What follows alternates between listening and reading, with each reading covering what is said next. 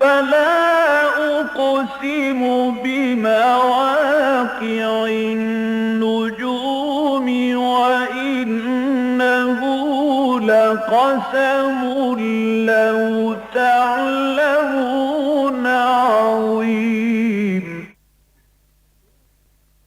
إنه لقرآن كريم في كتاب مكنون لا يمسه إلا المطهرون تنزيل من رب العالمين.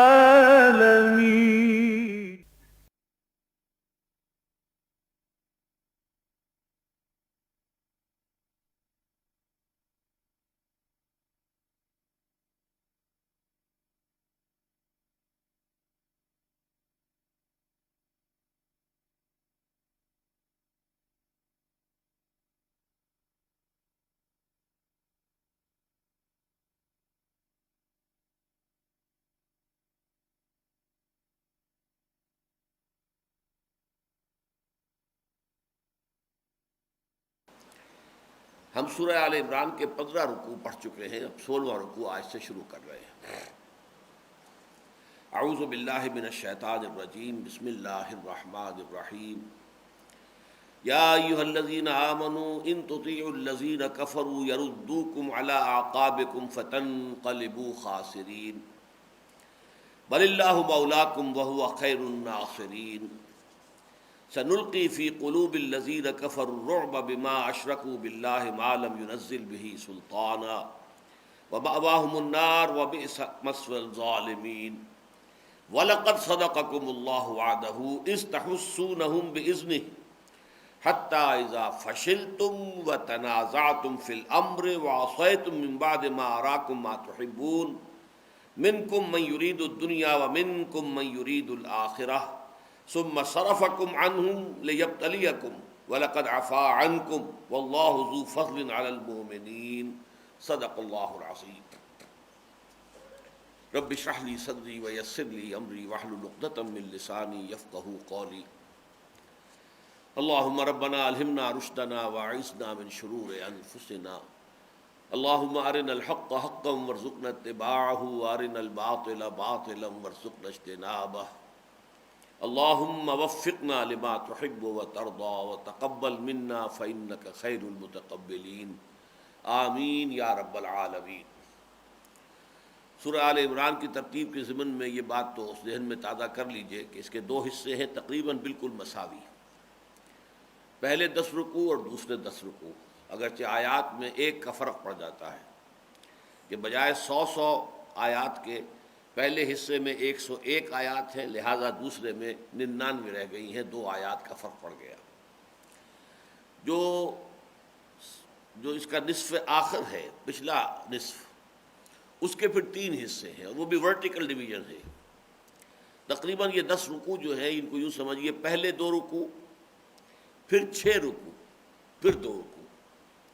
ان میں سے پہلے 2 رکوعوں میں اہل کتاب کی جو دشمنی تھی اور جو ان کے اندر بغض بھرا ہوا تھا مسلمانوں کے خلاف، لیکن مسلمانوں میں اوس اور خزرج کے جو لوگ ان کے ساتھ پرانے مراسم رکھتے تھے اور وہ اپنی سادہ لوحی کی بنا پر وہ ان کے جو خبث باطن تھا اس کو نہیں سمجھ پاتے تھے، وہ ان کے زیر اثر آ جاتے تھے، تو 2 رکوع تقریباً اسی پر مشتمل ہے کہ مسلمانوں کو متنبہ کیا جائے کہ ان کی اس جو ظاہری طرز عمل ہے اس سے دھوکہ نہ کھاؤ، بلکہ یہ کہ ان کے اندر جو چھپا ہوا خبث باطن ہے اور جو بغض ہے وہ در حقیقت جو ہے اس کو سمجھو اور ان سے ان کے معاملے میں محتاط روش اختیار کرو۔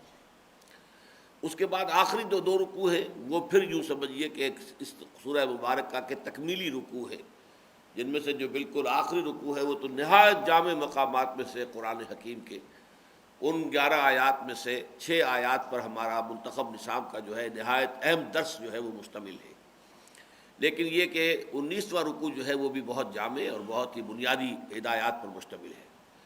تو درمیان میں یہ 6 رکوع یا 60 آیات ہیں جو غزوہ بدر کے حالات، ان پر تبصرہ، اس سے پیدا شدہ جو نتائج اور اثرات تھے اس پر بحث و تمہیز پر مشتمل ہے۔ ان میں سے یوں سمجھیے کہ 6 میں سے 3 رکوع ہم نے پڑھ لیے اور 3 ابھی باقی ہیں۔ گویا کہ غزوہ احد سے متعلق جو بحثیں ہیں قرآن مجید میں، اس کے ہم اس وقت بالکل وسط میں ہیں۔ اور یہاں پر آج جو رکوع ہم پڑھ رہے ہیں اس میں سب سے پہلے تبصرہ ہو رہا ہے کہ غزوہ احد کے جو حالات پیش آئے اس کی بنا پر کفار اور مشرکین کے حوصلے بہت بلند ہو گئے، اور اہل ایمان کے حوصلے یقیناً کچھ نہ کچھ متاثر ہوئے، پست ہوئے۔ ظاہر بات ہے کہ یہ حوصلوں کا پست ہو جانا جو ہے سب کے ساتھ یکساں نہیں تھا، لیکن یہ کہ جو بہت ہی راسخ الایمان تھے ان کے تو حوصلوں پر کوئی بھی قابل ذکر اثر نہیں پڑا، لیکن ایسے لوگ بھی تھے کہ جو اتنے پختہ، اتنے یقین نہیں تھے، تازہ تازہ ابھی ایمان لائے تھے، لہذا ان کے ہاں ابھی ایمان اس درجے راسخ نہیں ہوا تھا، تو وہ اس صورتحال سے کافی متاثر ہوئے، اور اس سے فائدہ اٹھانے کے لیے کفار نے اب بڑھ چڑھ کر باتیں بنانی شروع کی کہ دیکھ لیا تم نے، یہ کوئی معاملہ جو ہے دین کا نہیں ہے، یہ کوئی معاملہ اللہ تعالیٰ کی نصرت کا نہیں ہے۔ اگر بدر میں ہمیں شکست ہوئی تھی تو آج تمہیں شکست ہو گئی ہے۔ یہ تو معاملات جو ہیں حالات دنیاوی اور اس کے جو بھی واقعات دنیا کے ہوتے ہیں جس طریقے سے ظہور پذیر اسی طریقے سے ہو رہا ہے معاملہ، اور یہ کہ اب دیکھو تم نے جنگ جو بول لے لی ہے قریش کے ساتھ تو تم سمجھ لو کہ تم نے غلطی کی ہے، تم اپنی وہ پہلی فتح جو تھی غزوہ بدر کی اس سے دھوکہ نہ کھاؤ، آئندہ کے لیے دستکش ہو جاؤ، ہمت جو ہے وہ اب آئندہ دوبارہ کسی جنگ کے لیے تیار نہ رہنا۔ یہ جو صورتحال تھی اس سے آپ اندازہ کر سکتے ہیں کہ جو بیچارے نئے نئے ایمان لائے تھے، جن کے دلوں میں ابھی ایمان اس طریقے سے راسخ نہیں تھا، وہ کس درجے متاثر ہو رہے تھے اس سے۔ اصل میں وہ لوگ ہیں کہ جو ان آیات میں جو 3 آیات پہلی ہیں ان آیات میں سے، ان میں اصل مخاطب ہیں۔ قرآن مجید کو سمجھنے میں اصل میں اکثر و بیشتر مقامات پر ضرورت یہ ہوتی ہے کہ یہ سمجھے کہ اس آیت کا اصل مخاطب کون ہے۔ جیسے آپ کو معلوم ہے کہ منافقین سے خطاب ہوتا تو وہ بھی یا ایھا الذین آمنوا سے، اب اگر کوئی بات منافقین سے کہی جا رہی ہے لیکن یا ایھا الذین آمنوا کا جو عمومی خطاب ہے اس کی بنا پر ہم سمجھ بیٹھے خدا نہ خواستہ کہ یہ بات حضرت ابو بکر یا عمر یا عثمان یا علی یا طلحہ یا زبیر سے کی جا رہی ہے تو یہ ہماری بہت بڑی ٹھوکر ہوگی۔ تو اگرچہ خطاب کا تو صیغہ ایک ہی ہے، یا ایھا الذین آمنوا، راسخ الایمان لوگوں کے لیے بھی اور منافقین کے لیے بھی، اس لیے کہ وہ بھی ظاہر بات ہے کہ ایمان کے دعوے دار تو تھے۔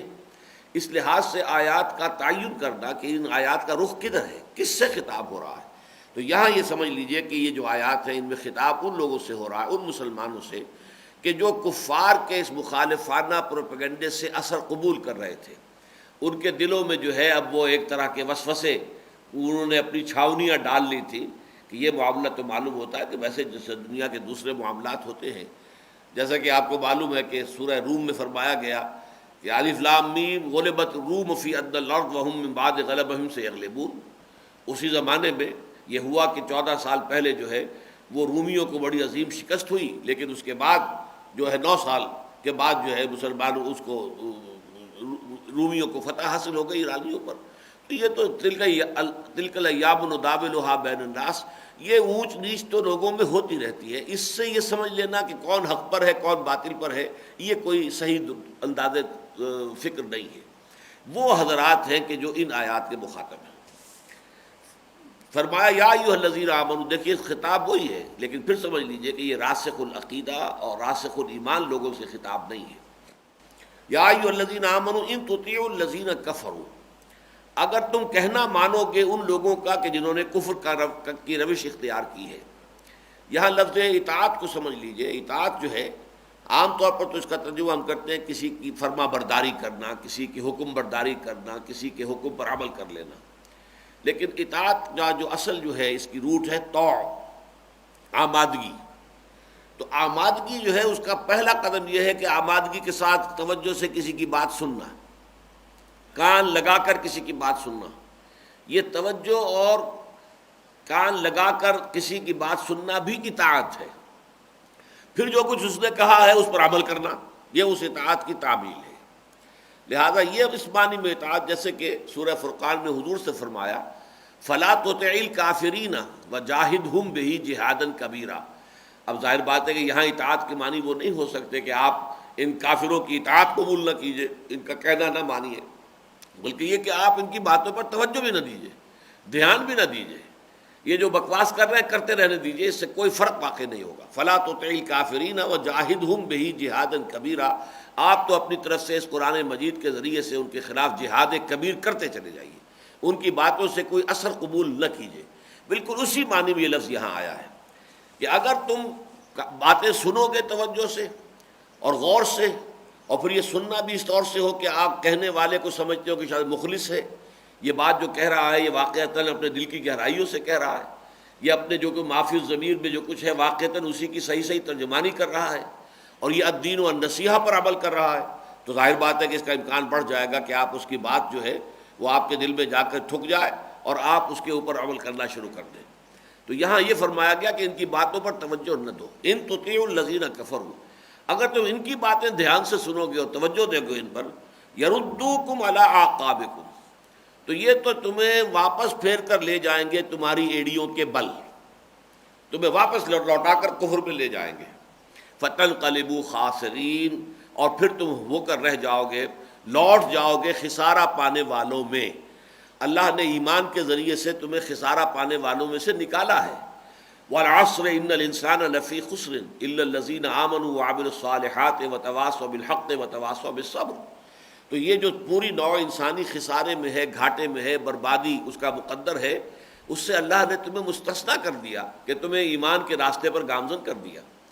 بل اللہ یمن علیکم ان ہداکم للایمان ان کنتم صادقین، اگر تم اسلام لائے ہو تو اگر خلوص کے ساتھ لائے ہو تو اللہ کا احسان مانو کہ اس نے تمہیں ایمان کی شاہراہ پر ڈال دیا.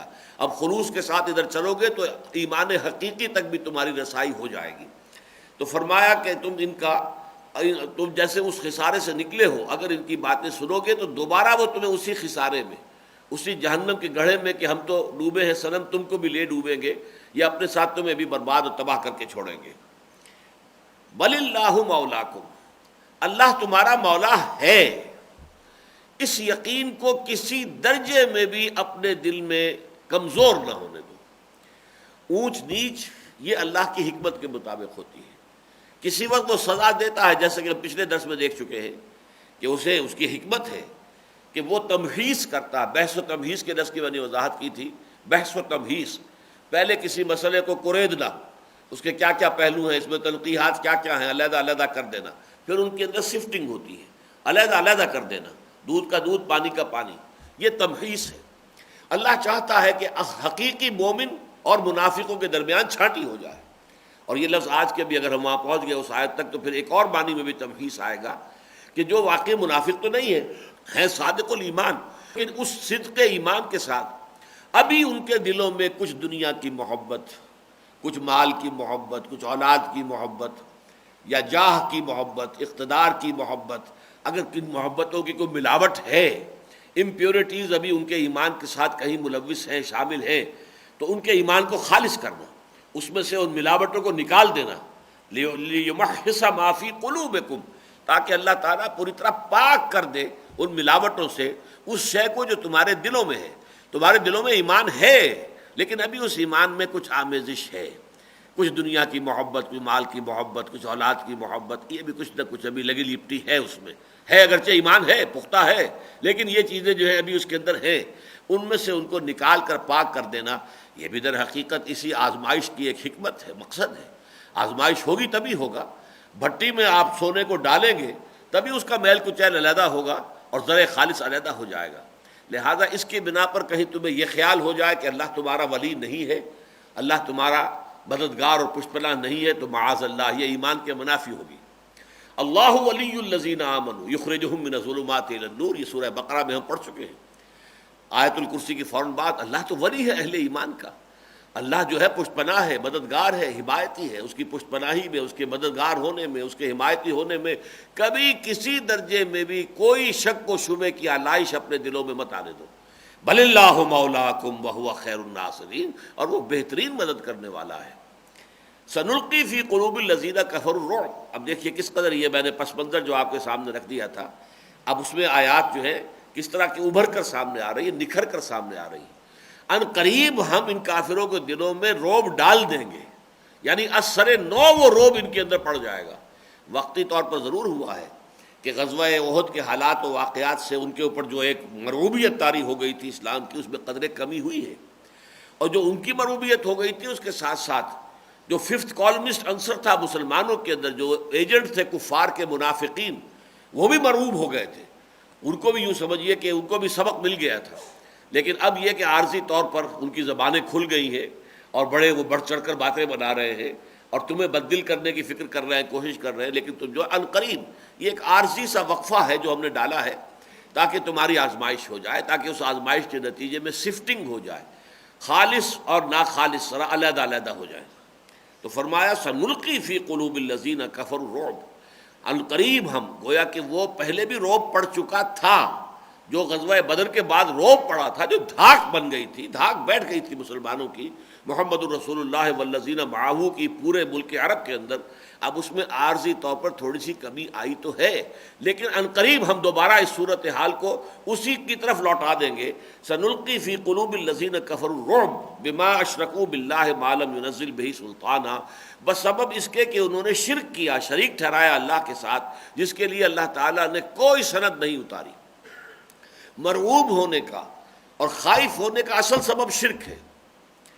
ایک انسان موحد ہے، اللہ وہی ہوگا جو اللہ چاہے گا، اور کچھ نہیں ہو سکتا، کوئی میرا کچھ نہیں بگاڑ سکتا جب تک کہ اللہ تعالیٰ کا اذن نہ ہو. اور اللہ میرا مولا ہے، ہوا مولاکم، وہ تمہارا مولا ہے، ہوا مولانا، وہ ہمارا مولا ہے.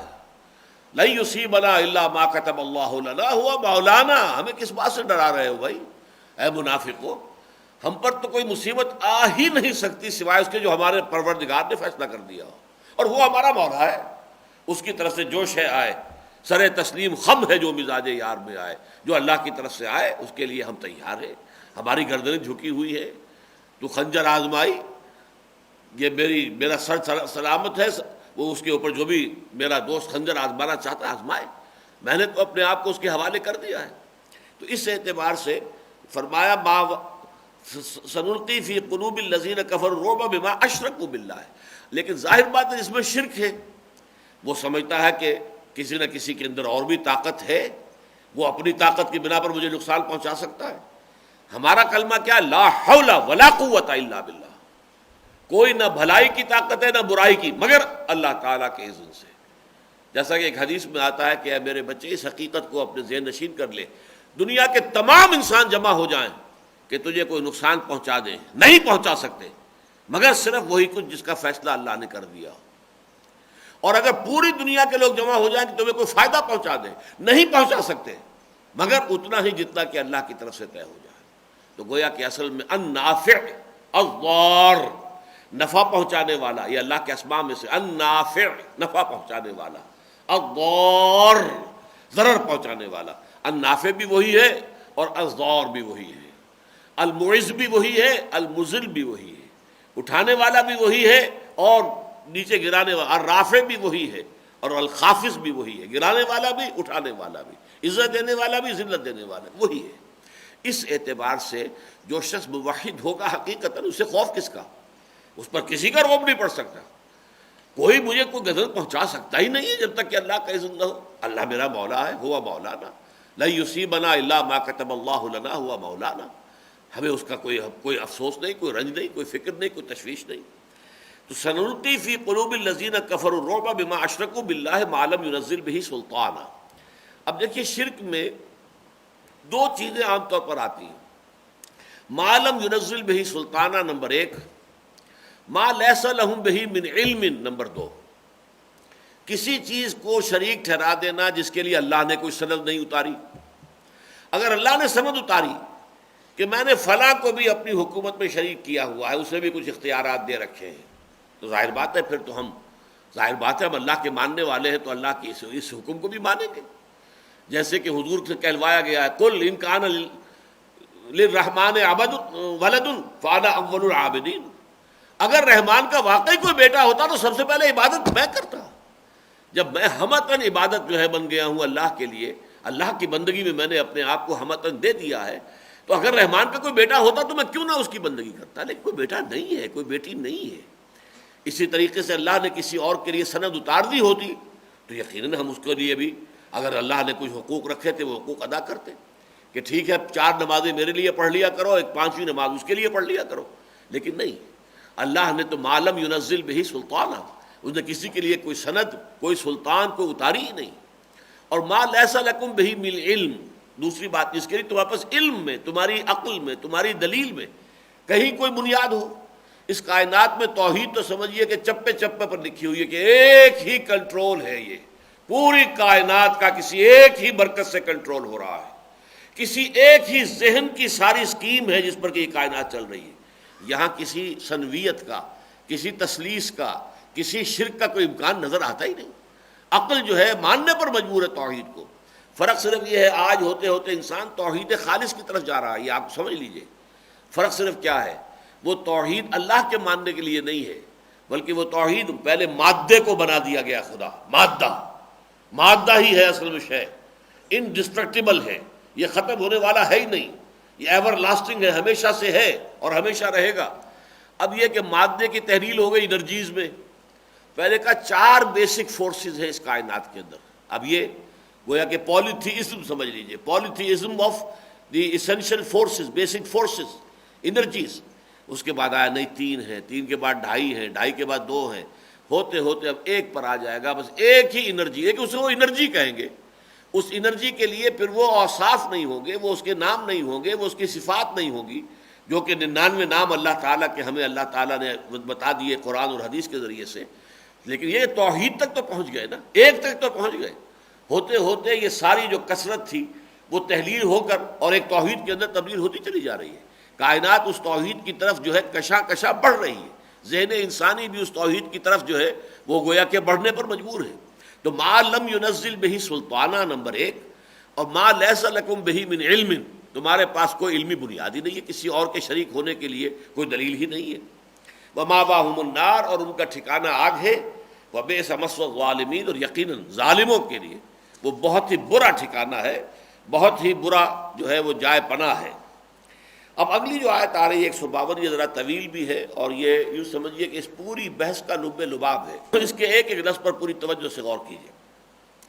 وَلَقَدْ صَدَقَكُمُ اللَّهُ وَعْدَهُ، سب سے پہلے تو اللہ تعالیٰ نے کہا کہ اے مسلمانوں، تم جو وساوس میں مبتلا ہو رہے ہو، دیکھو تم پہلے تو یہ الزام ہمیں نہیں دے سکتے کہ ہم نے تم سے جو وعدہ کیا تھا وہ غلط ثابت ہوا۔ ہم نے وعدہ کیا تھا کہ مدد بھیجیں گے، ہم نے وعدہ کیا تھا کہ تمہاری جو ہے وہ فتح ہوگی، تو وَلَقَدْ صَدَقَكُمُ اللَّهُ وَعْدَهُ، اللہ نے تم سے اپنے کیے ہوئے وعدے کو سچا کر دیا تھا، تمہیں فوری فتح نصیب ہو گئی تھی۔ جیسا کہ میں آپ کو ابتدا میں بتا چکا ہوں کہ جب باقاعدہ جو جنگ شروع ہوئی ہے تو سب سے پہلے جو علم بردار تھا، جو کہ جھنڈا جس کے ہاتھ میں تھا کفار کا، وہ میدان میں آیا ہے، اور یہ اصل میں گھرانہ کہلاتا ہے بنو عبد الدار۔ یہ قریش کا علم بردار تھا، بنو عبد الدار، جھنڈا ان کے پاس رہتا تھا۔ غزوہ بدر میں بھی جھنڈا انہی کے کسی فرد کے ہاتھ میں تھا، لیکن اس سے کچھ کمزوری ظاہر ہوئی تھی جس کی وجہ سے وہ جھنڈا جلدی گر گیا تھا۔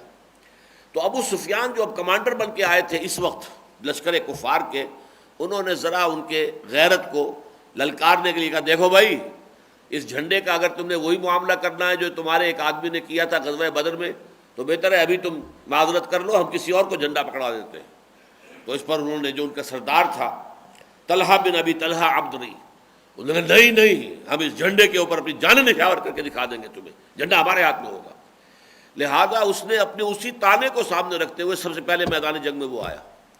جیسے غزوہ بدر میں سب سے پہلے عتبہ ابن ربیعہ میدان میں اترا تھا۔ کیوں اترا تھا؟ کہ ایک رات پہلے ابو جہل نے اسے تانا دے دیا تھا کہ معلوم ہوتا ہے عتبہ، تم جو آ کر صلح کی بات کر رہے ہو کہ ہم تو آئے تھے یہاں بدر میں اپنے قافلے کی حفاظت کے لیے، قافلہ تو ہمارا نکل کے پہنچ چکا اور ہمیں پیغام مل چکا ابو سفیان کا کہ قافلہ لے کر میں نکل آیا ہوں، اب کیا ضرورت ہے کہ جو ہے خونریزی کی جائے؟ لیکن ابو جہل ڈٹا ہوا تھا، تو اس نے تانا دیا، ہاں عتبہ معلوم ہوتا ہے کہ اب سامنے اپنے بیٹے کو دیکھ کر تمہارے اوپر بزدلی طاری ہو گئی، اس لیے کہ حذیفہ ابن عتبہ جو ہے وہ تو وہاں پر ساتھ تھے، سامنے موجود تھے، حضور کے ساتھ ہی تھے، صحابی تھے، اس لیے یہ خیال ہوا۔ تو اس کو انہوں نے کہا اچھا تو کل پتہ چل جائے گا کہ کون بزدل ہے کون نہیں ہے۔ یہ تانا اسے کھا گیا۔ تو اگلے روز پہلی مرتبہ میدان جنگ میں سب سے پہلے وہ آیا اپنے بیٹے کو لے کر اور اپنے بھائی کو لے کر، شیبہ اپنا بھائی اور بیٹا ولید ابن عتبہ، اور تینوں جو ہیں واصل جہنم ہوئے مسلمانوں کے ہاتھوں۔ اسی طرح یہ جو تھا طلحہ ابن ابی طلحہ عبدری، اس نے بھی جب یہ طعنہ جو ہے سنا تھا، اس لیے سب سے پہلے میدان میں آیا، اور وہ اتنا ہٹا کٹا لہیم اور شہیم اور بہت ہی تناور قسم کا انسان تھا کہ جب وہ مبارزت کے لیے آیا ہے اونٹ کے اوپر سوار ہو کر، تو پھر یہ کہ اکثر کچھ صحابہ جو ہیں ادھر ادھر کچھ اور دیکھنے لگے کہ کون مقابلہ کرتا ہے۔ حضرت زبیر رضی اللہ تعالیٰ عنہ عشرہ مبشرہ میں سے ایک ہے، حضور کے سانڈو بھی ہیں، یعنی جنہیں ہم کہتے ہیں ہم زلف۔ حضرت عائشہ حضور کے نکاح میں ہے، تو حضرت اسماء جو ہیں وہ حضرت زبیر کے نکاح میں ہے، دونوں بہنیں ہیں، ابو بکر کی بیٹیاں ہیں رضی اللہ تعالیٰ عنہم اجمعین۔ وہ انہوں نے جست لگائی ہے، آؤ دیکھا نہ تاؤ، ایک چھلانگ لگا کر سیدھے اونٹ کے اوپر جا کر پہنچ گئے، اور وہاں ایک ہاتھ سے ایک بازو میں گردن اس کی لے کر اور نیچے چھلانگ لگائی، اور نیچے اتر کر اس کو ذبح کر دیا، جیسے کہ جانور کو ذبح کیا جاتا ہے۔ حالانکہ وہ کہلاتا تھا کبش القتیبہ، کہ یہ تو لشکر کا میڈا ہے، میڈا، وہ میڈا اس طرح ذبح ہو گیا۔ لیکن اس کے بعد یکے بعد دیگرے 9 افراد بنو عبد الدار کے جو ہے وہ میدان میں آئے، جھنڈا اٹھایا اور وہ مارا گیا، پھر جھنڈا اٹھایا مارا گیا، جھنڈا اٹھایا مارا گیا، پورا کا پورا گھرانہ ختم ہو گیا۔ انہوں نے اپنی وہ بات تو پوری کر کے دکھا دی کہ ہم سب کے سب اپنے اس جھنڈے کے اوپر جان نچھاور کر دیں گے، لیکن اس سے بڑا خوف طاری ہو گیا مسلمانوں پر کہ ہمارا یہ جو کبش تھا وہ بھی گیا، اس کے ساتھ 8 اور چلے گئے، جھنڈا اب سنبھالنے والا کوئی نہیں رہا ہے، لہذا ان کے اندر بھگدڑ مچ گئی۔ اس بھگدڑ کا اللہ تعالیٰ یہاں نقشہ کھینچ رہے ہیں کہ وَلَقَدْ صَدَقَكُمُ اللَّهُ وَعْدَهُ، اللہ نے تو تم سے اپنا وعدہ پورا کر دیا تھا۔ اِذْ تَحُسُّونَهُم بِإِذْنِهِ، جب کہ تم ان کا قلا قما کر رہے تھے اللہ کے اذن سے، اللہ کی اجازت سے۔ یہ تحسون جو ہے اس کی میں نے آج تحقیق کی، عام طور پر تو یہ ہے کہ جو عربی کے جو مصادر آتے ہیں، ثلاثی مجرد میں جو آتے ہیں، اگر اسی سے پھر باب افعال میں آتا تو سلب ماخذ ہوتا ہے، سلب ماخذ، فلس پیسہ روپیہ، افلاس پیسہ نہ ہونا، مفلسی کے معنی آدمی جو ہے درہم و دینار نہیں ہے۔ اسی طریقے سے سلب ماخذ جو ہے باب افعال کا ایک خاصہ ہے، لیکن یہ لفظ جو ہے اس کے برعکس ہے، اس میں سلب ماخذ ہے ثلاثی مجرد میں، اور مثبت چیز ہے ثلاثی مزید فی میں سے باب افعال میں۔ احسا یحس، اس کے معنی ہے کسی کی قوت کا لوہا مان لینا، محسوس کر لینا پوری طریقے سے کہ میرے مقابلے میں جو ہے وہ بہت طاقتور ہے، اور میرے کیے کچھ نہیں بن نہیں پڑ رہا میرے کچھ کیے، یہ کیفیت ہوگی تو احسا کا لفظ آئے گا، یہ باب افعال سے آئے گا۔ اذ احسا عیسیٰ منہم الکفر، سورہ آل عمران ہی میں وہ آیات جو ہم پڑھ چکے ہیں، جب حضرت عیسیٰ علیہ السلام نے یہودیوں کے کفر کو شدت سے محسوس کیا اور معلوم ہوا ان کی طاقت بہت مضبوط ہے، ان کے علماء جو ہے، ان کا جو بھی مرکزی نظام ہے، ان کا جو چیف ربائی ہے، چیف پریسٹ ہے، اس کا اقتدار پورے طور پر محیط ہے پورے تمام قوم کو، تب انہوں نے ندا لگائی تھی من انصاری اللہ، تو حوارین نے جواب دیا تھا نحن انصار اللہ۔ تو احسا یحسو کے معنی ہے کسی دوسرے کی قوت کا لوہا مان لینا، پوری طرح محسوس کر لینا، اسی سے احساس کا لفظ بنا نا، اردو میں ہم بولتے ہیں مجھے محسوس ہو گیا ہے، میرا یہ احساس ہے، یعنی پوری گہرائی میں اتر کر آپ کو احساس ہو جائے کسی مسئلے کی اہمیت کا، شدت کا۔ لیکن حسا یا حسو باب یہ جو آ رہا ہے ثلاثی مجرد میں، اس کے معنی ہے کسی کے حس کو ختم کر دینا، کسی کو سن کر دینا، کسی کو شل کر دینا، جیسے کہتے بازو شل ہو گئے اور فلاں میرے اعصاب سن ہو گئے، اس طرح کی کیفیت۔ اور اس کا جو مفہوم ہے وہ یہ ہے کسی کا قلع قمع کر دینا۔ استحسونہم باذنہ، جب کہ تم نے اپنے دشمن کو گویا کہ بالکل شل کر دیا تھا، تمہارا دشمن جو ہے وہ ششدر اور حیران ہو کر رہ گیا تھا، جب کہ تم ان کا قلع قمع کر رہے تھے، یا جسے ہم اپنی محاورے میں کہیں گے جب کہ تم انہیں گاجر مولی کی طرح کاٹ رہے تھے۔ 9 ان کے آدمی جو ہیں وہ ایک جھنڈے کے اوپر مارے گئے ہیں یکے بعد دیگرے۔ تو وَلَقَدْ صَدَقَكُمُ اللَّهُ وَعْدَهُ إِذْ تَحُسُّونَهُم بِإِذْنِهِ حَتَّىٰ إِذَا فَشِلْتُمْ وَتَنَازَعْتُمْ فِي الْأَمْرِ وَعَصَيْتُم مِّن بَعْدِ مَا أَرَاكُم مَّا تُحِبُّونَ، یہاں تک کہ جب تم ڈھیلے پڑے اور تم نے معاملے میں اختلاف کیا اور تم نے نافرمانی کی اس کے بعد کہ جب کہ اللہ نے تمہیں وہ چیز دکھا دی جو تمہیں محبوب ہے۔ یہ 3 الفاظ بڑے اہم ہیں، اور ان کی عام طور پر جو تعویل ہوتی ہے، عام طور پر تقریباً تمام تفاسیر میں آپ دیکھیں گے، میری رائے چونکہ کچھ اس سے مختلف ہے اس لیے میں ذرا وضاحت سے بیان کروں گا۔ پہلے لفظ سمجھ لیجئے، فشل کہتے ہیں کسی چیز کے ڈھیلے پڑ جانے کو، چنانچہ یہ لفظ اگرچہ مناسب محسوس نہیں ہوتا لیکن نامردی کو کہتے ہیں، وہ صرف ڈھیلا ہو، ظاہر بات ہے نامردی ہوگی، تو نامردی ترجمہ بھی بعض اوقات کیا گیا، یہاں تک کہ تم نے نامردی دکھائی، حتیٰ اذا فشلتم، یہاں تک کہ جب تم نے نامردی کی، تو فشل کا لفظ جو ہے نامردی کے لیے آتا ہے، لیکن اس کا اصل مفہوم کیا؟ ڈھیلا ہو جانا، اور میرے نزدیک یہاں مراد ہے نظم کا ڈھیلا ہو جانا۔ جیسے آپ کو معلوم ہے کہ ملٹری میں ایک ہوتا ہے کوشن اٹینشن، اب آپ کو معلوم ہے کہ تمام اعصاب تنے ہوئے اور پوری طریقے سے انسان متوجہ ہے کہ اب نیکسٹ آرڈر کیا ملتا ہے۔ ایک ہوتا ہے اسٹینڈ ایٹ ایز، ڈھیلے ہو گئے، اب وہ جو ہے پاؤں بھی ذرا ایک دوسرے سے دور کر دیے اور پیچھے جو ہے ہاتھ بھی کو باندھ لیے، جو بھی کر لیا، اب وہ تناؤ نہیں ہے، تو یہ گویا کہ فشل ہے۔ تو جب کہ تم نے نظم کو ڈھیلا کیا، سب اطاعت، اس لیے کہ جماعتی زندگی کی تو اصل روح، اصل جان سب اطاعت ہے، اگر یہ نہیں ہے تو جماعت کیا ہوئی؟ پھر تو یہ موب ہے۔ جیسے اقبال نے کہا ہے کہ عید آزادہ شکوہ ملک و دین، اور عید محکومہ ہجوم مومنی، ہجوم ہے، گرو امبو ہے، ایک ہجوم ہے، اس ہجوم سے کسی خیر کی توقع نہیں ہو سکتی۔ وہی ہجوم کسی نظم کا پابند ہو جائے اور کسی ایک لیڈر کا حکم ماننے والا ہو، وہ ایک بہت بڑی طاقت بن جائے گا۔ اسی کو کہا ہے حفیظ نے، کیا پابند نئے نالے کو میں نے، یہ طرز خاص ہے ایجاد میری۔ آواز اگر بے ہنگم ہے، شور ہو رہا ہے، تو ہر ایک کو برا لگتا ہے، انسان کی سماعت کے اوپر جو ہے وہ گراں گزرنے والی بات ہے۔ وہی آواز ایک خاص انداز میں ڈھل جائے، اس کی سر تال بن گئی ہو، وہی ہے کہ کس قدر انسان کے لیے سرور کا باعث بن جائے۔ اسی کا نام موسیقی ہے، اسی کا نام غنا ہے، وہی آواز ہی تو ہے، لیکن وہ آواز ایک سانچے پہ ڈھل گئی ہے، وہ در حقیقت ایک نظم کی پابند ہو گئی ہے، اس میں یہ سر اسی طرح چلے گا، اسے ادھر ادھر ہو گیا تو آپ کہتے ہیں بے سرا ہو گیا، یہ تو بات ہی ختم ہو گئی، سر ہی صحیح نہیں ہے، اس کا تو سر ہی صحیح نہیں ہے۔ اس حوالے سے آواز بھی اگر بے ہنگم ہے تو وہ ناگوار ہے انسان کے اوپر، لیکن اگر اس کے اندر نظم ہے، موسیقی کا اس کے اندر ردم موجود ہے، اس میں سر موجود ہے، تو وہ آپ کے لیے مسرت کا باعث بنتی ہے۔ اسی طریقے سے کسی ہجوم کے اندر اگر کوئی بدنظمی ہے تو وہ کوئی خیر اس سے وجود میں نہیں آ سکتا، ہاں سم و طاعت ہو۔ اسی لیے آپ کو معلوم ہے کہ بالجماع و سمع و طاعہ انی آمرکم بخمس اللہ امرنی بہن، مسلمانوں میں تمہیں 5 باتوں کا حکم دیتا ہوں، اللہ نے مجھے ان کا حکم دیا ہے، بالجماعت والسمع والطاعت والہجرت والجہاد فی سبیل اللہ، جماعت کی شکل میں رہو، اور جماعت کی سم و طاعت والی، listen and obey, whatever the command you have to obey, جو حکم دیا جائے۔ آپ سوال نہیں کر سکتے کہ یہ حکم مجھے کیوں دیا جا رہا ہے، لو، ہو سکتا ہے مشاورت ہو رہی ہے تو اس میں تو آپ رائے دیجئے، لیکن جب مشاورت کا وقت نہیں ہے، اب کسی حکم کی صرف جو ہے تنفیذ ہو رہی ہے، وہاں کوئی سوال کرنے کی اجازت نہیں ہوتی، اب تو جو حکم ہے اس کو بجا لاؤ، لہذا تبھی تو کام ہوگا۔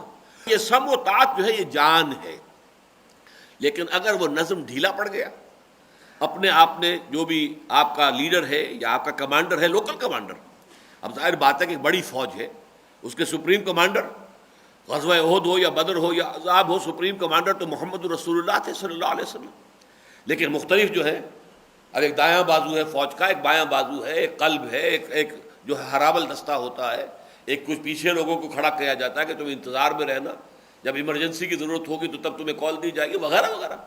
اس ہر حصے کے اوپر ایک کمانڈر ہوتا ہے، آپ اس لوکل کمانڈر کی بات نہیں مانیں گے تبھی نظم ختم ہو گیا۔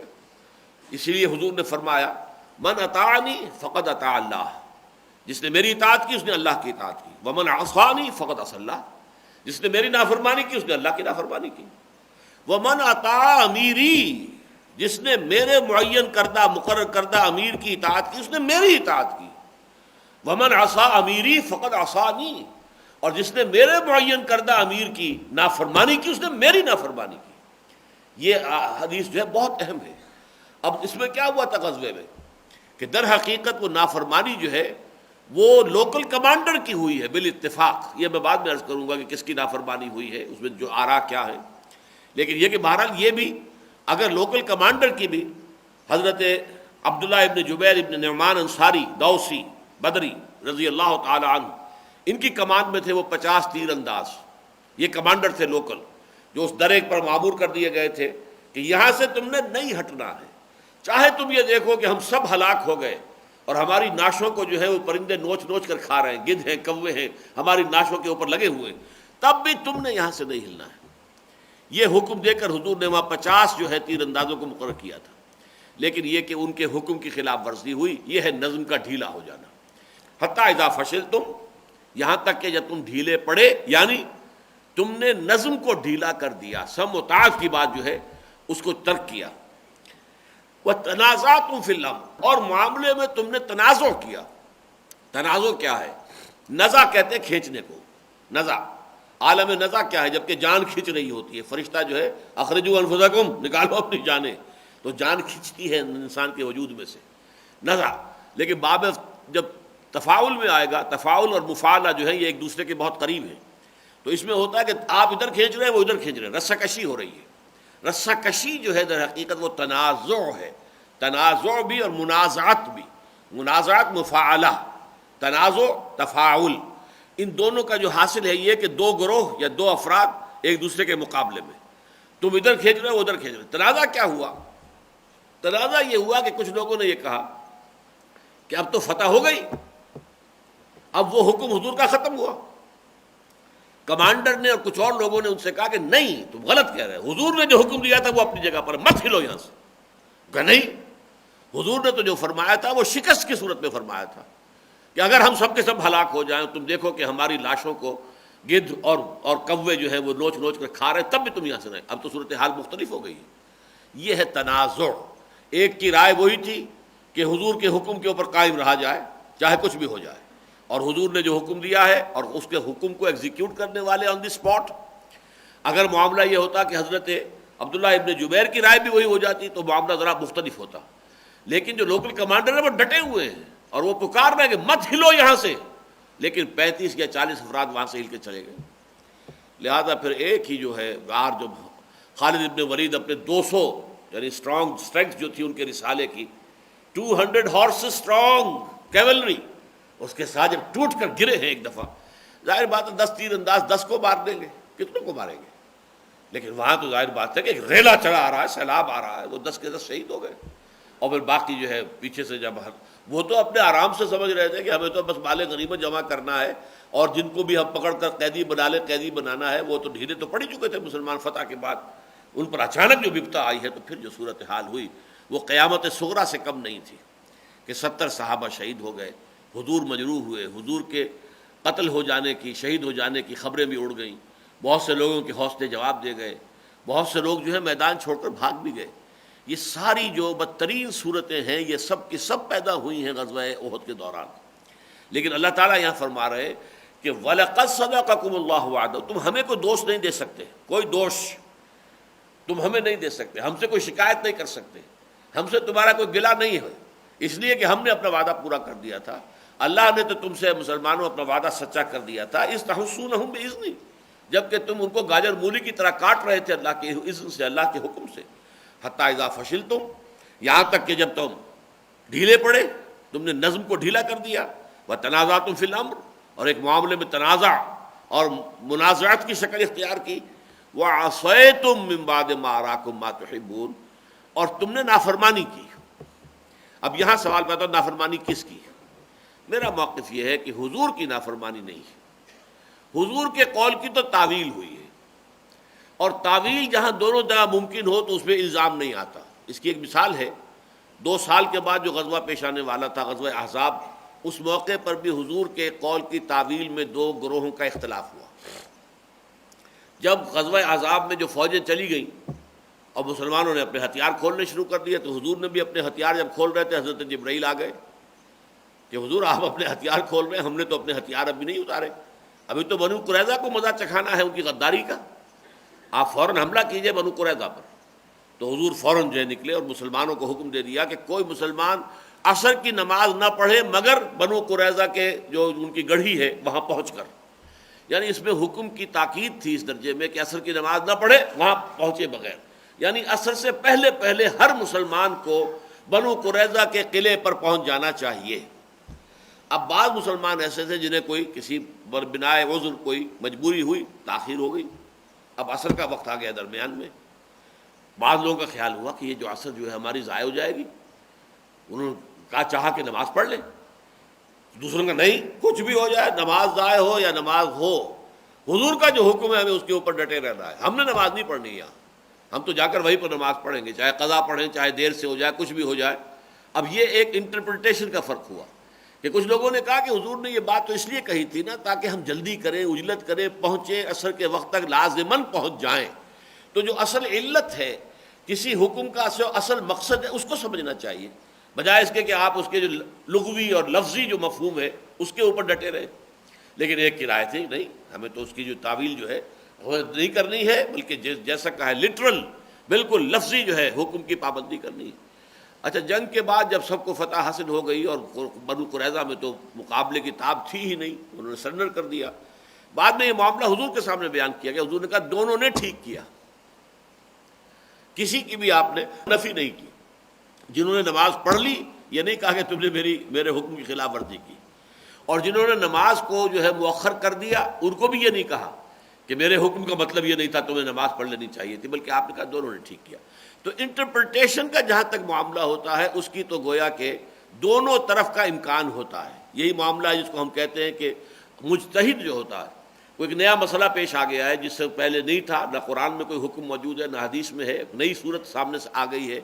اب اپنا اپنا سا لوگ زور لگا رہے ہیں، اپنی صلاحیت، اپنی ذہانت، اپنی کوشش کر رہے ہیں اپنی سی کہ کیا حکم ہونا چاہیے اس سچویشن میں. تو چاہے کوئی صحیح رائے پر پہنچ گیا ہو چاہے غلط رائے پر پہنچا ہو، دونوں کے لیے ثواب ہے. اگرچہ جو مصیب ہے، جو صحیح رائے تک جو پہنچ گیا اس کے لیے دوہرا اجر ہے. جو مجتہد مختی ہے، مجتہد مصیب، مجتہد مختی، اجتہاد اس نے بھی کیا اور پورے زور شور سے کیا، پورے اہتمام سے کیا، شد و مت سے کیا، اپنی پوری صلاحیت لگا کے اجتہاد کیا، اب وہ صحیح رائے تک پہنچ گیا، دوہرا اجر. اس نے بھی اجتہاد کیا اور پوری طرح خلوص نیت کے ساتھ شریعت کے حکم کو معلوم کرنے کی کوشش کی، لیکن غلطی سے صحیح رائے تک نہیں پہنچے، ان کے لیے بھی ثواب ہے، لیکن اکیلا ثواب. تو مجتہد مختی ہو یا مجتہد مصیب ہو، دونوں کے لیے ثواب ہے، اگرچہ مصیب کے لیے دوہرا اور مختی کے لیے اکیلا. تو معاملہ اصل میں یہ تھا کہ اگر یہاں تنازع جو ہے وہ نہ ہوتا اور کسی غلط تعویل پر سب جمع ہو گئے ہوتے تو اس میں یہ ہے کہ کم سے کم اس میں ہم یہ نہیں کہہ سکتے تھے کہ انہوں نے ایک نافرمانی کی ہے کسی کی، اس لیے کہ وہ تو ایک تعویل کی گنجائش تو موجود تھی. تعویل ادھر بھی ہو سکتی ہے، تعویل ادھر بھی ہو سکتی ہے، اجتہاد میں خطا بھی ہو سکتا ہے اور اجتہاد جو ہے صحیح رائے تک بھی پہنچ سکتا ہے. لیکن یہاں مسئلہ یہ رہا کہ لوکل کمانڈر جو ہے وہ اس پر مصر ہے کہ مت ہلو یہاں سے. من اطاعنی فقد اطاع اللہ ومن عصانی فقد عصى اللہ ومن اطاع امیری فقد اطاعنی ومن عصى امیری فقد عصانی. حضرت عبداللہ ابن جبیر ابن نعمان انصاری رضی اللہ تعالیٰ عنہ وہ ڈٹے ہوئے کہ نہیں، تو حضور کے حکم کی تو میں نہیں کہتا کہ یہاں خلاف ورزی ہوئی ہے، معصیت جو ہے رسول فرمان نبوی کی نہیں ہے، لیکن جو لوکل کمانڈر ہے اس کی چونکہ نافرمانی ہوئی ہے، اور حضور کے قول مبارک کے مطابق اپنے لوکل امیر، لوکل کمانڈر کی نافرمانی بھی گویا کہ حضور کی نافرمانی بنتی ہے، اس لیے انڈائریکٹلی وہ حضور کی نافرمانی بھی کہی جا سکتی ہے.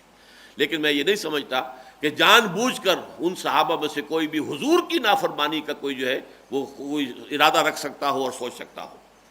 من بعد ما اراکم ما تحبون میں بھی عام طور پر لوگوں کی رائے یہ ہے، اس کے بعد جب کہ ہم نے تمہیں وہ چیز دکھا دی جو تمہیں محبوب ہے، عام طور پر رائے یہ ہے کہ اس سے مراد مال غنیمت ہے.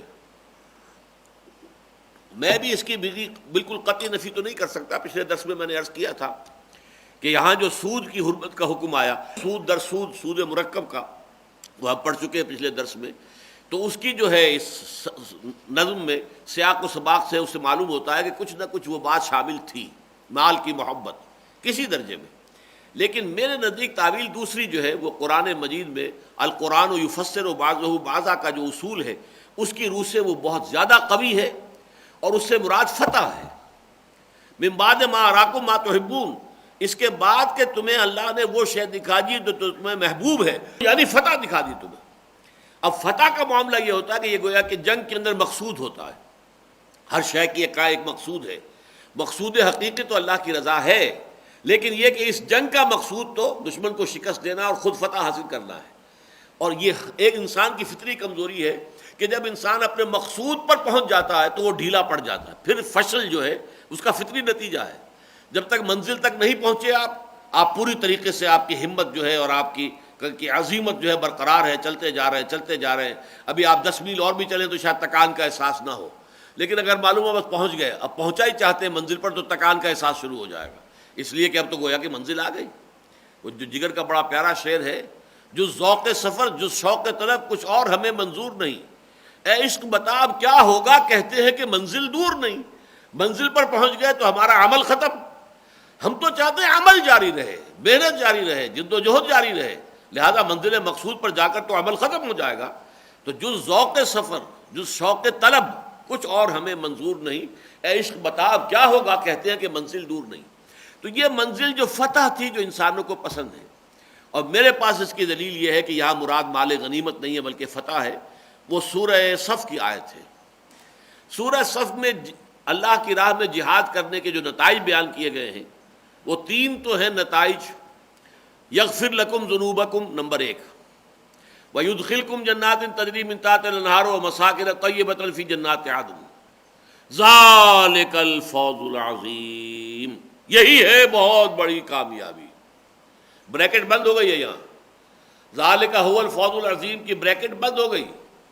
یغفر لکم ذنوبکم وَيُدْخِلْكُمْ جَنَّاتٍ تَجْرِي مِن تَحْتِهَا الْأَنْهَارُ وَمَسَاكِنَ طَيِّبَةً فِي جَنَّاتِ عَدْنٍ. 3 چیزوں کے بعد بریکٹ بند. ذَلِكَ الْفَوْزُ الْعَظِيمُ. اس کے بعد وَأُخْرَىٰ تُحِبُّونَهَا نَصْرٌ مِّنَ اللَّهِ وَفَتْحٌ قَرِيبٌ.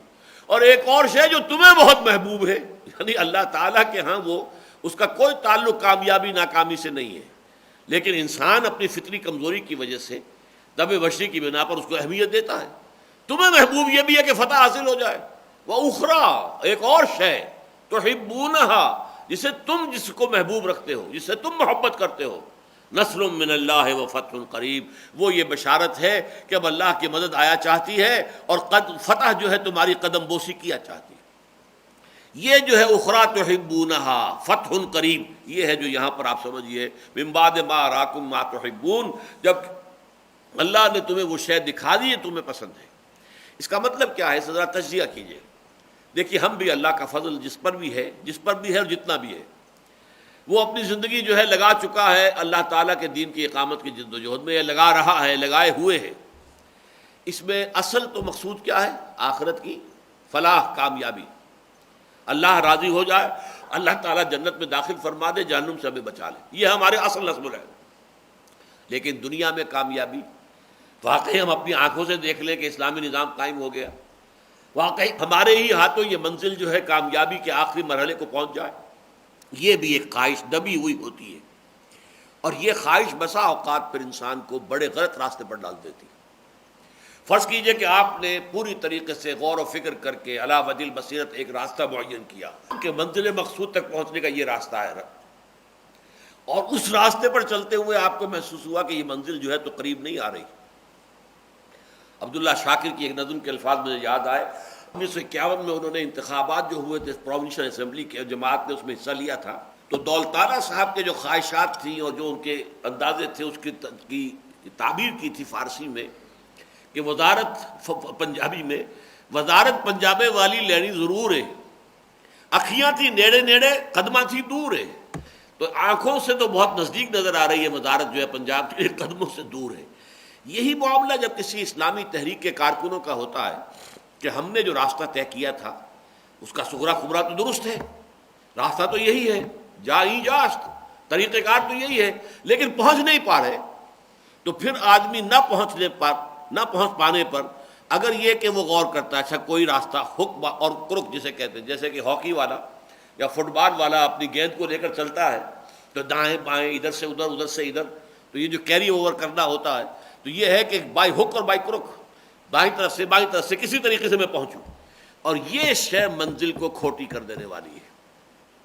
اس اعتبار سے یہ بہت ہی نازک، بہت اہم اور بہت ہی سمجھیے کہ لطیف نقطہ ہے جس کو سمجھ لینا چاہیے. فتح و شکست بالکل ذہناً فارغ ہونا چاہیے. فتح ہو شکست ہو کوئی پرواہ نہیں، ہمیں اپنا فرض ادا کرنا بس. اللہ خیر سے ہماری کامیابی یہ ہے کہ جو کچھ اللہ نے ہمیں دیا ہے، جو توانائی، جو قوت، جو صلاحیت، جو ذہانت، جو کچھ دیا ہے، مال دولت اولاد، جو کچھ دیا ہے اللہ نے، اسے اس راستے میں لگا دیں بس. کامیابی وہ چاہے تو ہو جائے، صحیح ہے، اچھا ہے، یہ بونس ہے، ہمارا حقیقی مقصود نہیں ہے، ہماری اصل اجرت یہ نہیں ہے، اصل اجرت اللہ کے ہاں ہے۔ وَإِنَّ اللَّهَ عِندَهُ أَجْرٌ عَظِيمٌ، اجر عظیم تو اس کے پاس ہے۔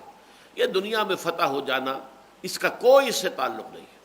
یہ نقطہ تحریک اسلامی اور جو بھی اقامت دین کی جد و جہد کے لیے کسی راستے پر وہ چلنا شروع کرتا ہے اس کے لیے لازم ہے سمجھ لینا، اور یہ مقام اس کے اعتبار سے یہ اور سورہ صف کا وہ مقام کہ وہاں پہلے تو یا ایھا الذین آمنوا هل ادلکم علی تجارۃ تنجیکم من عذاب الیم تؤمنون باللہ ورسولہ وتجاہدون فی سبیل اللہ باموالکم وانفسکم ذالکم خیر لکم ان کنتم تعلمون۔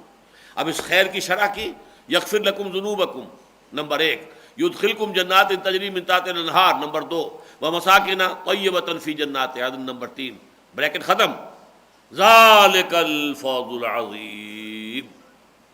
اس بریکٹ کے باہر ہے، اب یہ ایڈیشنل ہے، یہ بونس ہے، یہ ایڈیشنل شے ہے۔ وَأُخْرَىٰ تُحِبُّونَهَا، ایک اور شے جو تمہیں بہت پسند ہے، تم بربنائے طبع بشری پسند کرتے ہو کہ فتح ہو جائے، تو لو سن لو، اب تمہیں یہ ہم نوید جاں فضا بھی دے رہے ہیں کہ اب اللہ کی مدد آیا چاہتی ہے، یو ہیو کوالیفائڈ۔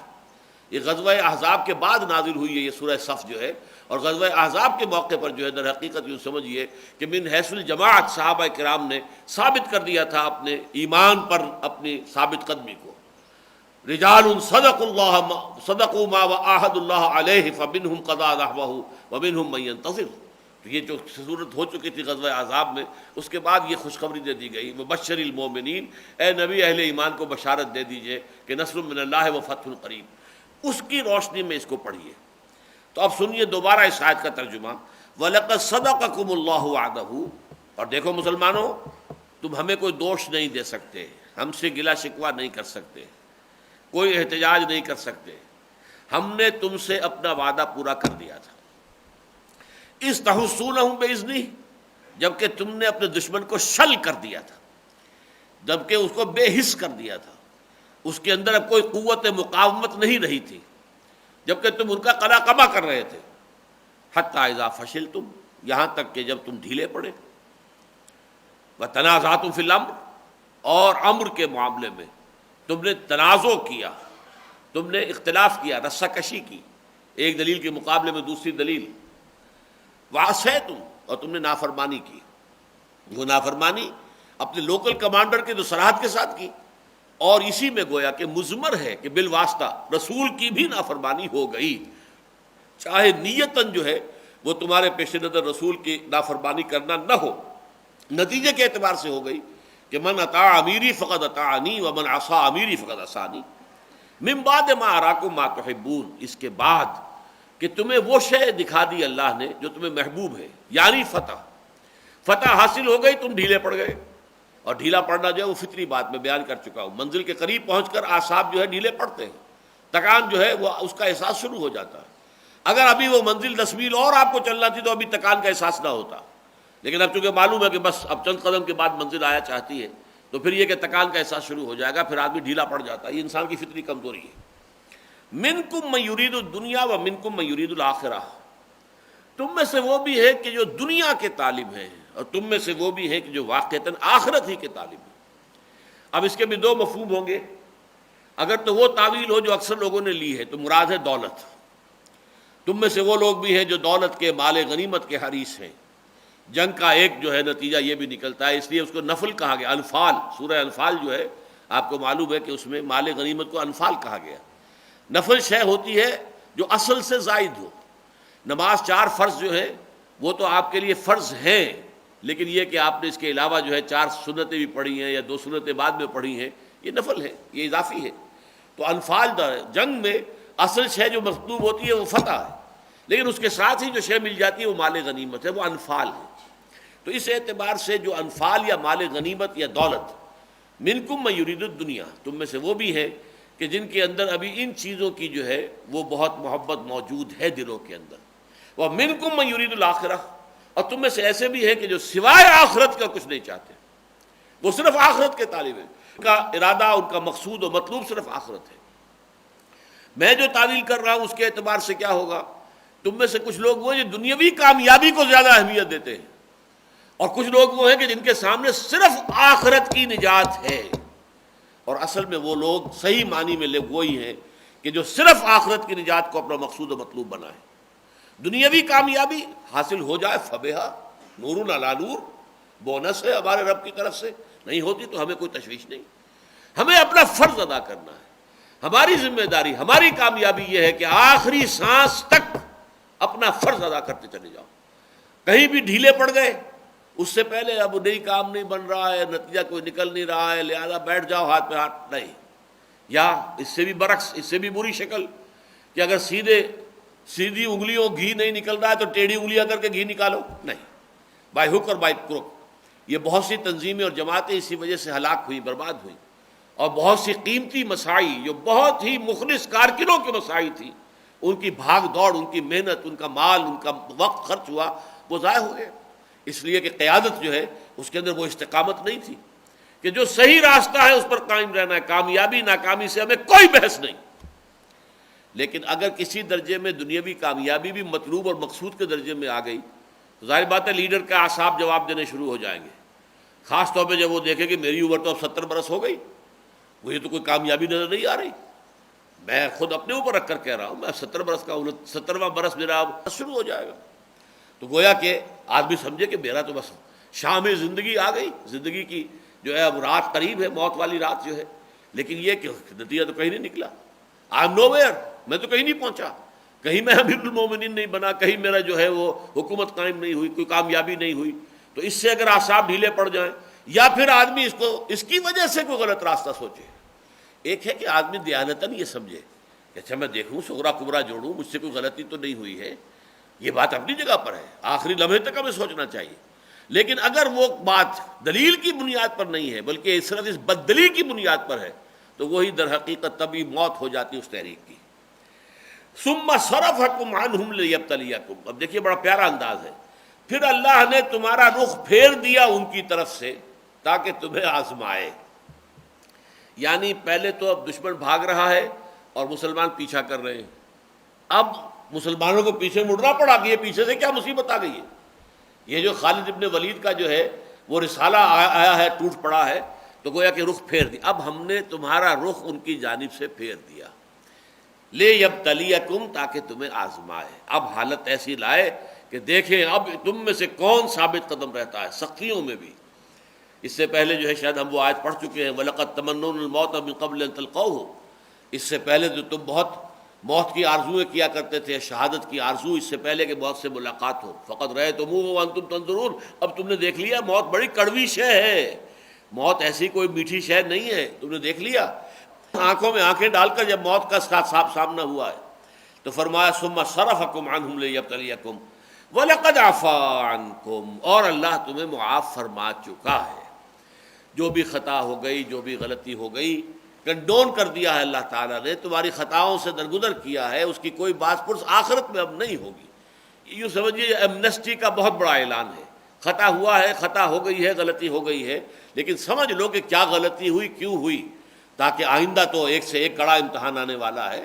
ابھی عشق کے امتحان اور بھی ہیں، ستاروں سے آگے جہاں اور بھی ہیں، تو تمہیں اپنے رینکس کے اندر دیکھ لینا چاہیے کہ کہاں کہاں رکھنے ہیں، کہاں کہاں کوتاہی ہے، کہاں کہاں کمزوری ہے۔